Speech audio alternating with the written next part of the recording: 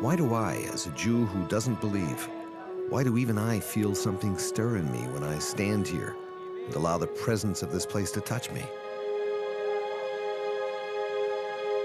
Here among these stones is the heritage of our forefathers, the focus of our passions and our beliefs of what it spiritually means to be a Jew. Whether or not one believes, every Jew is committed to making certain that this place will never again be taken away from us. Israel's military reserves were now completely mobilized.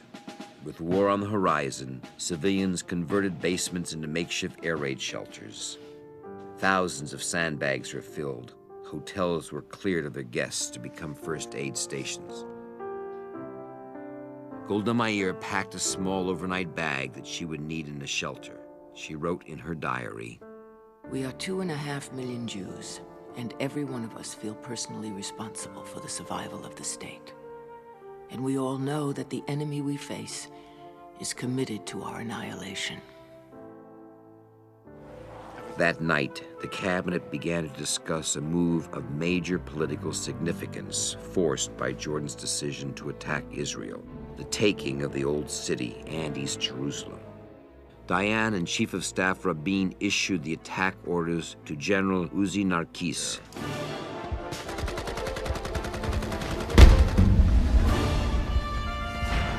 The battles were fierce, and the Jewish state suffered some of its heaviest casualties of the war.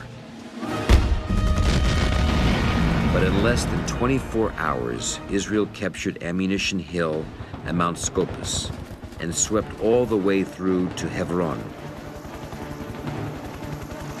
So I call up Motagur and I tell him, go up to Augusta Victoria, conquer it, conquer the Mount of Olives. From there, you descend to the Old City. There you see the Lion's Gate. Approximately at 10 o'clock, the paratroops arrive there, tanks at the helm, and the paratroops behind them, about 200 soldiers. They enter through the Lion's Gate.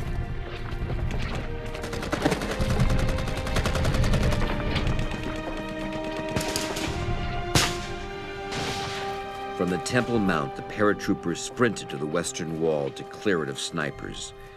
There were serious casualties, but in minutes the battle was over. For the first time in 2,000 years, the Old City of Jerusalem was in Jewish hands. And for many, it was a moment that was almost impossible to fathom.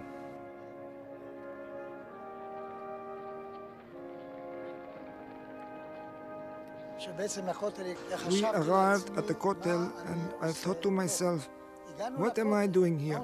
What are we going to do now? Chaim Bar-Lev was also there. I said to Chaim, what do you say?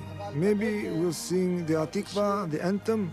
So we sing it, but in our guts we feel it's not enough. So we decide to pray. For the first time, Jews could return to the Old City and pray without restrictions at Judaism's holiest site. To the sound of the shofar, hardened paratroopers who never prayed in their lives, who knew little about Jewish tradition, stood before the wall in tears. But while many celebrated, others mourned. 759 Israeli soldiers had been killed and over 2,300 wounded. But one fact was now indisputable. Some 22 years after the end of World War II, Israel's flag flew proudly alongside those of other nations. The shackles of the Holocaust had been broken forever. In his final radio address to the country at the war's end, Chaim Herzog spoke for millions of Israelis. From my window, I look out upon the Temple Mount, and once again the armies of Israel guard the city wall, adorned by the flag of Israel. A burnt-out tank lies on its side before a gate in the wall, silent testimony to the price which our people paid. May we be worthy of this price.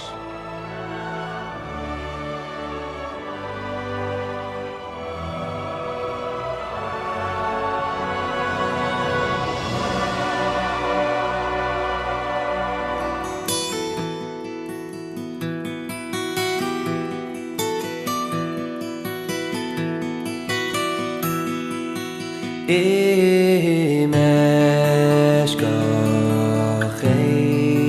Yerushalayim Oy tishkach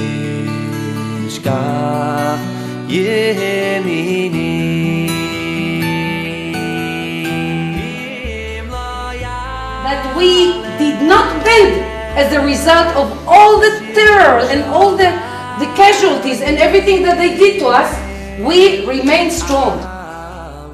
We came out of the ashes of Holocaust to Eretz Israel, now the state of Israel, to build in the old, new homeland our lives. This is our continuity, our eternity.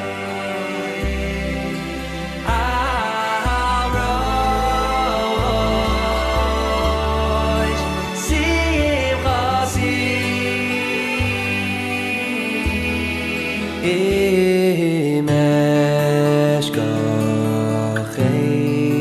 Yerushalayim Oy tishkach yemini